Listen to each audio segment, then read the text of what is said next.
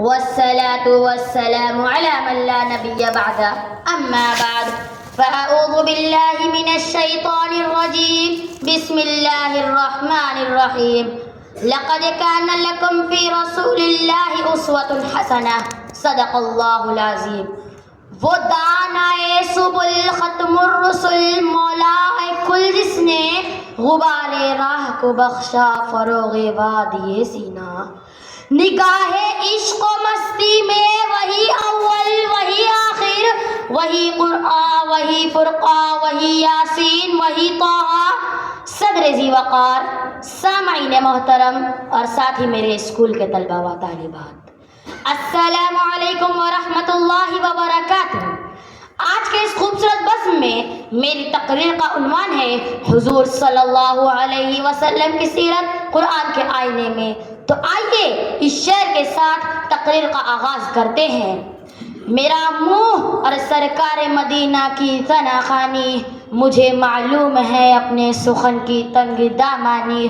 محترم حضرات، اس اہم موضوع کے تعلق سے بڑے بڑے ادیب اور قلمکار یہ کہنے پر مجبور ہیں، قلم اشجار ہوں سارے سمندر روشنائی ہو، قلم اشجار ہوں سارے سمندر روشنائی ہو، مکمل ہو نہیں سکتی مگر سیرت محمد کی.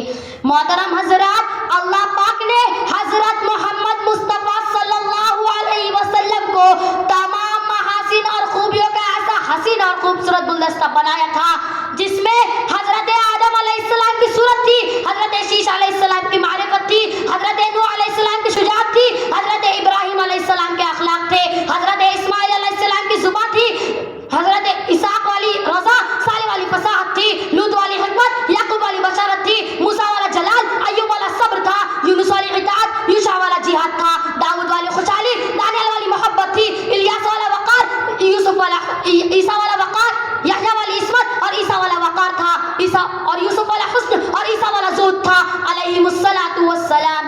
قلم میرا قاصر و زبان میری عاجز، قلم میرا قاصر زبان میری عاجز، محمد کی سیرت بتاؤں میں کیسے، ہے محبوب رب امام الرسل وہ فضائل مکمل سناؤں میں کیسے. محترم حضرات، آگے بڑھے، سنتے چلے. عدالت کا مینار، انسانیت کا معیار، امانت و دیانت کا علم بردار، عفت و عصمت کا پاسدار، صلاح و تقویٰ اور زہد و ورع کا شاہکار، عزت و شرافت اور شجاعت و سخاوت کا تاجدار کون تھا؟ صبح کہتی ہے نبی نبی، دل کہتا ہے نبی نبی، جسم کہتا ہے نبی نبی، قوم کہتی ہے نبی نبی، اور سب سے بڑھ کر خود خالق کائنات مالک ارض و سماوات اللہ پاک کا کلام قرآن پاک کہتا ہے نبی نبی. غور سے سماعت کرے اور دل کو منور کرے. قرآن کہتا ہے لقد کان لکم فی رسول اللہ اسوۃ حسنہ. قرآن کہتا ہے انک لعلی خلق عظیم. قرآن کہتا ہے یا ایھا المزمل. قرآن کہتا ہے یا ایھا المدثر. قرآن کہتا ہے ولسوف یعطیک ربک فترضی. ہاں قرآن کہتا ہے ورفعنا لک ذکرک. جی ہاں قرآن کہتا ہے ان شانئک ھو الابتر. دیکھے اور دل کے کان سے سنے، شاعر کو بھی رہا نہیں گیا، وہ مچل کے کہتا ہے نہ کوئی داستاں ہے جس میں لطف داستاں بھر دوں، نہ کوئی داستاں ہے جس میں لطف داستاں بھر دوں، نہ افسانہ ہے جس کو جس طرح چاہوں بیاں کر دوں. محترم حضرات، یہ قرآنی بیاں ہے ایک کالی کملی والے کا، وہ جس کے نور سے ظلمت نے منہ دیکھا اجالے کا. محترم حضرات، ایمان و عقائد میں رہنمائی مطلوب ہے تو رسول اکرم صلی اللہ علیہ وسلم کی سیرت دیکھے. ایمان و عقائد میں روشنی مقصود ہے تو فخر موجودات کا اسوہ دیکھے. معاملات و سیاسیات میں رہنمائی چاہتے ہیں تو خلاصہ کائنات کے طرز حیات کو دیکھے.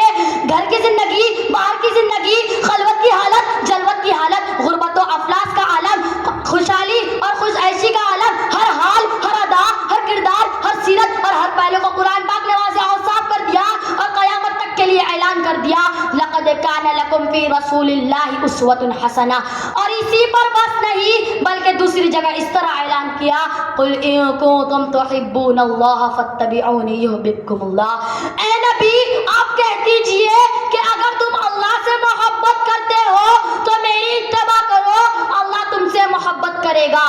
برادران ملت، حضور اکرم صلی اللہ علیہ وسلم کی سیرت اور آپ کے حیات طیبات کو قرآن پاک کے آئینے میں دیکھنے سے معلوم ہوتا ہے کہ بیک وقت ایک حاکم، ایک امیر، ایک معلم، ایک وزیر، ایک افسر، ایک دائی، ایک فلسفی، ایک حکیم، ایک آقا، ایک ملازم، ایک فاتح، ایک کمانڈر، ایک جج، ایک وکیل، ایک مزدور، ایک تاجر، ایک مثالی باپ، ایک مثالی شوہر، غرض ان تمام کے تمام کا بہترین مجموعہ اور خوبصورت گلدستہ ہے جس کو شاعر اس طرح کہتا ہے حسن یوسف دم عیسیٰ ید بیضا داری، حسن یوسف دم عیسیٰ ید بیضا داری، آنچ خوبا ہما دارن تو تنہا داری۔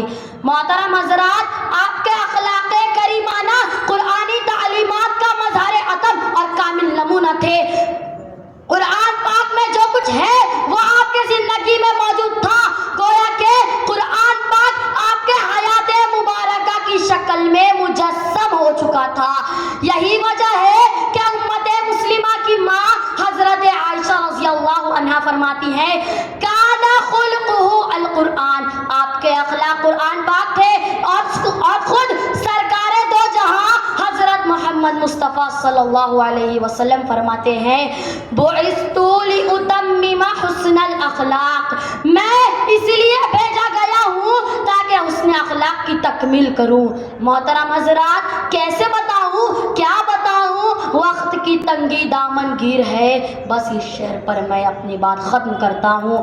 آئے دنیا میں بہت پاک مکرم بن کر، آئے دنیا میں بہت پاک مکرم بن کر، کوئی آیا نہ مگر رحمت عالم بن کر۔ وآخر دعوانا ان الحمد للہ رب العالمین۔